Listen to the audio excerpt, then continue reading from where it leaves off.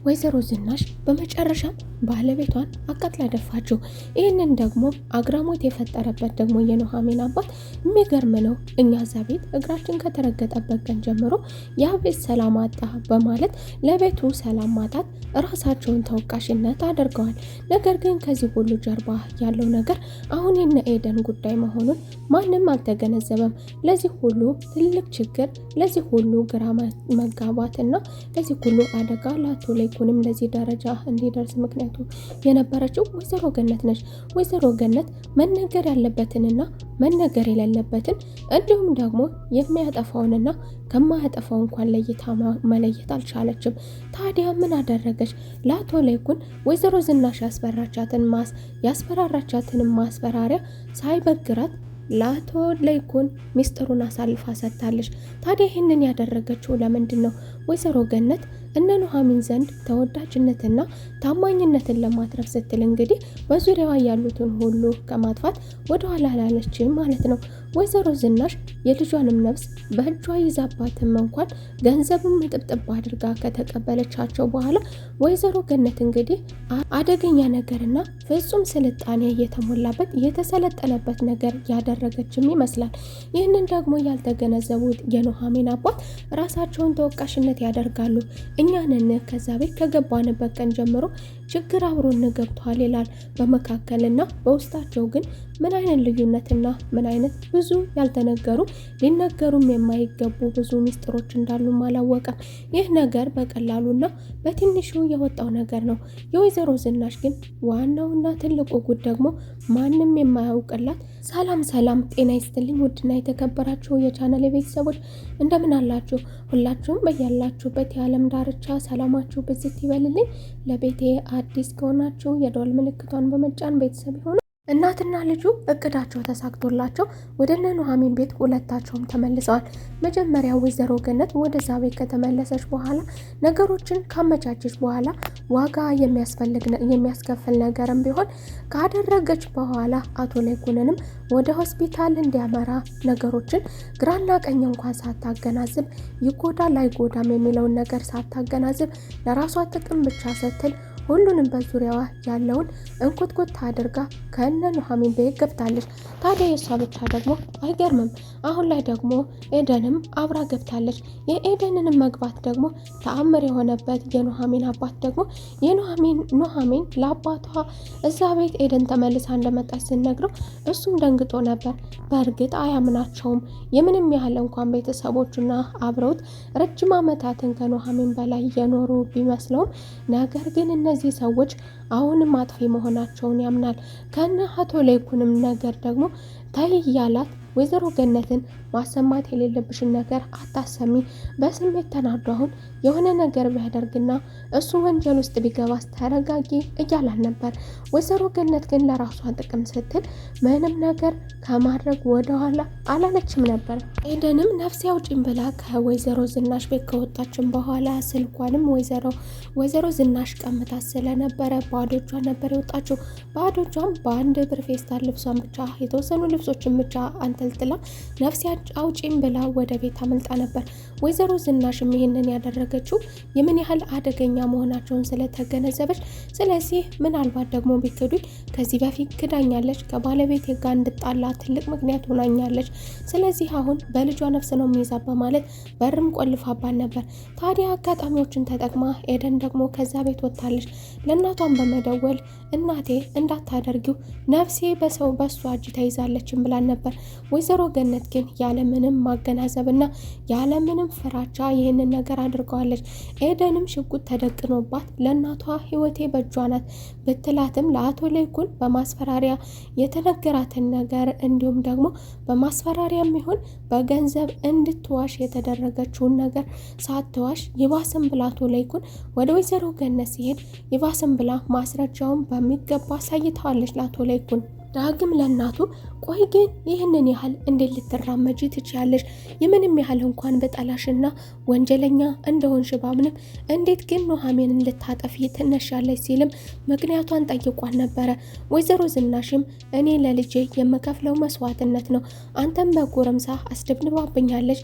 ስለዚህ አንተን ካስገደለችው ቁጥር ነው። ስለዚህ በዛ ተነሳስቼ ልጄ ለምን ተነካብኝ፣ ልጄ ለምን ተጎዳብኝ በማለት እኔም ለልጄ ስል ያደረግኩት ነው ስትል ወይዘሮ ዝናሽ ዛሬ ላይ ለልጇ ስትል እናት መምሰሏን አሳውቀዋለች። ይህም ያልተዋጠለት ዳግም ደግሞ አሁኑኑ ሄደሽ ይቅርታ እንድትያ ትፈልጋለሁ ቢላትም እሷም ደግሞ ይህንን ነገር በፍጹም አላደርገውም ብላ ነበር። በፍጹም ይህንን ነገር እኔ እሷን አይደለም ይቅርታ ልላት በሞት ይሻለኛል እሷን ይቅርታ ከምጠይቅ እያለች በዚሁ ሁኔታ ላይ እየነጋገሩ ኑሐሚን ወደ እነሱ ቤት ትመጣለች። ታዲያ ወይዘሮ ዝናሽ ድርቅ ያለችበትን ነገር ደግሞ ማንም ሳያዛት ወይዘሮ ዝናሽ ገና ኑሐሚንን ስታያት በትንሹ የሰማ ሚስጥር መሆኑንና ገና ችግሩ እንደሚቀጥል አሳውቃት እግሯ ስር እንድትደፋ አድርጋታለች። ዳግም ለምን አደረግሽውና ይቅርታ በያት ብሎ ቢያዛትም እሷ ግን ልትታዘዘው ፈቃደኛ አልነበረችም ነበር። ይህንን ያደረግኩት እናት ስለሆንኩኝና አንተ ልጄ ስለተጎዳብኝ ለልጄ ስል ነው ያደረግኩት ስትል የነበረችው እሷም በሞት ይቅርታ አልላትም ስትል የነበረችው ወይዘሮ ዝናሽ ደግሞ አቶ ላይኩን ያወቀው ጉድሽ በትንሹ ነው፣ በሚቀጥለው ደግሞ ሌላውንም አሳውቀዋለሁ ስትል ወይዘሮ ዝናሽን ከእግሯ ስር ጠብ እንድትል አድርጋታለች። ዳግምም ደግሞ በጣም ተገርሟል። ቆይ አልገባኝም፣ እኔና አንቺ እናትና ልጅ ስለመሆናችን ደግሞ ኑሐሚን ታውቃለች እንዴ በሚል ገርምታ ፈጥሮበታል። ታዲያ ይህንን ደግሞ በሚቀጥለው እናገራለሁ ብላ ይቅርታም አላደርግልሽም ብላ ገንብራት ወደኋላ ጣጥላት ሄዳለች። ዘሮ ገነት ጉዳዩን ለኑሐሚን ካሳወቀች በኋላ ባለማፈር ላቶ ላይኩንም አስቀጥላም ደግሞ በድጋሜ ነገሩ ከተፈጠረ በኋላ ኑሐሚን ወደ ቦታው በድጋሜ ሄዳ ከወይዘሮ ዝናሽ ጋር እንድትፋጠጥ ያደረጋት ነገር ኑሐሚን ሕይወቴን በሙሉ አሰቃይተውኛም በሚል የተሰቃየችባቸውን ነገሮች ስታነሳ ወይዘሮ ገነት ነገሩን ትርምስምስ ካደረገች በኋላ መቼም ከነዚህ ሰዎች መካከል እኔ ልሆን አልችልም በማለት ራሷን ነጻ ታወጣለች። ታዲያ አቶ ተሰማም ይሁን እንዲሁም ደግሞ ኑሐሚን የወይዘሮ ዝናሽን ነገር ይቅርታ አድርገውላት እሷ ንጹህ ሰው እንደሆነች ከልቧ እንደሰራች በተለይም ደግሞ ይህንን ለህይወት ራሱ የሚያስፈራውን ነገር ማድረጓ እሷ ሌላ አላማ ቢኖራትም እነሱንም ለማጥመድም ይሁን እነሱንም ልክ ወይዘሮ ዝናሽን እንዳደረገቻቸው እነሱም እንደዚህ አይነት እቅድ ቢኖራቸውም ነገር ግን ለጊዜው ደግሞ ታማኝነትን አትርፋለች። ወይዘሮ ዝናሽም ሀገር ሰላም ብላ ገንዘቤን ከፍያለሁ ነገሮቹ ይረጋጋሉ ብላ እግሯን ዘርግታ ተቀመጣ። ልጇ ዳግም ደግሞ በሌላ በኩል እንዴት እንደዚህ ታደርጊያለሽ እያለ እየበጠበጣት እየተነጋገሩ አሁኑኑ ይቅርታ ትያለሽ የማይደረግ ወንጀል ነገሩ ይህንን በማድረግሽ ደግሞ መለስ በማለት ይህንን በማድረግሽ በፍጹም አልተገረምኩም፣ በፍጹም አልተደነኩም። ምክንያቱም አንቺ ከዚህም በላይ ልታደርጊ ትቻለሽ። ያ ደግሞ ትልቁ ምክንያት ደግሞ ወይም ደግሞ ትልቅና እንደ ምስክር ነገር ደግሞ አለሁኔ በማለት ወይዘሮ ዝናሽ ጨካኝ መሆኗን ያሳውቃታል። ታዲያ ወይዘሮ ዝናሽም ደግሞ ለሰከንድ መረስች አላውቅም እስኪ መቼ ነው እያለች ያሳለፈቻቸውን ጊዜያቶችና የምታስገባለትን ገንዘብ ብቻ ትቆጥራለች። ወይዘሮ ዝናሽም ነገሮችን በሰላም ፈትቻቸዋለሁ በማለት እግሯን ዘርግታ እንግዲህ አቶ ላይኩን ሚስጥሩን ከወይዘሮ ገነት ጋር ካዳመጠ በኋላ በሚገባ ደግሞ እንዲሁ የሚገርመውና የሚደንቀው እንዳላደረግሽው ትነግሪልኛለሽ፣ ነገሮችን ትቀይርልኛለሽ ብላ ገንዘቧንም አለ የተባለ ከፍተኛ አንድ ቤት ከነቃው የሚገዛ ገንዘብ እንዲሁም ቀላል ገንዘብ እንዳልተቀበለቻትም ወይዘሮ ገነት ስትናገር ነበር። ይህንን ሁሉ ካደረገች በኋላ አቶ ላይኩን በፍጹም ሊካድ በማይችልበት መልኩ በማስረጃ የተመለከተውን ነገር ማመን አቅቶት ወደ ቤቱ ሄዷል። ታዲያ ወደ ቤትም ሄዶ ወይዘሮ ዝናሽ ጋር ግብግብ ፈጥሮ ነበር።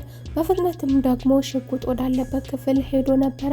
እሷ ነገሮችን ለማስተካከልና ይቅርታም ለማለት እንዲሁም ለማሳመን ወይዘሮ ገነት አሳምናልኝ ይሆናል በማለት ነገሮችንም ለማስተባበል ሞክራ ነበር። አቶ ላይኩን ግን ማስረጃ ስለተመለከተ ስለዚህ ቀጥታ አሁኑኑ ነው ማጠፋይ ሲል ሽጉጥ ወዳለበት ክፍልም ሄዶ ነበረ። ዳግምም በመካከላቸው ገብቶ ነገሮችን ለማስተካከልና ለማረጋጋት እባክህን አቶ ሌኩን እያለ ሊይዘው ሞክሮ ነበር። አቶ ሌኩን ግን ባልታሰበ አደጋ ምክንያት ከግድግዳው ጋር ተጋጭቶ ለመውደቅና ለአደጋ ተጋልጧል። ታዲያ ህይወቱም ደግሞ በሞትና በህይወት መካከል ሆኗል። ወደ ሆስፒታልም ይዘውት ቢያመሩም ነገር ግን ህይወቱ በሞትና በህይወት መካከል ናት። በሌላ በኩል ደግሞ ኤደንና ወይዘሮ ገነት ሀሳባቸው እንደተሳካላቸውና ይህንን ሁሉ እርምጃ ለራሳቸው ስሜትና ለራሳቸው ፍላጎት ሲሉ ይህንን ሁላ እርምጃ የሰው ልጅም እስከ ማጥፋት ደረጃ ደርሰው ነበር። ታዲያ አቶ ሌኩንን ለዚህ ደረጃ መድረሱም ከቁምም ሳይቆጥሩት ደግሞ ጆም ኤደንም እናቷ ባደረገችው ነገር እናቴ ለዚህ ደረጃ ትራመጃለሽ ብዬ እንደዚህ አይነት ብቃተኛ ትሆኛለሽ ብዬ አልገመትኩም ነበር ብትላትም ወይዘሮ ገነትም ወደዚህ ቤትን ለመግባት ይሁን የማሳያትን ነገር ለማሳመን ቀላል አልነበረም። ትልቅ መስዋዕትነት ከፍያለሁ። ኑሐሚንን ማስረዳትና ኑሐሚንን ማሳመን ቀላል አይደለም። ከዚህ በኋላ አንቺም ተመሳስለሽና ዝቅ ብለሽ መኖር አለብሽ።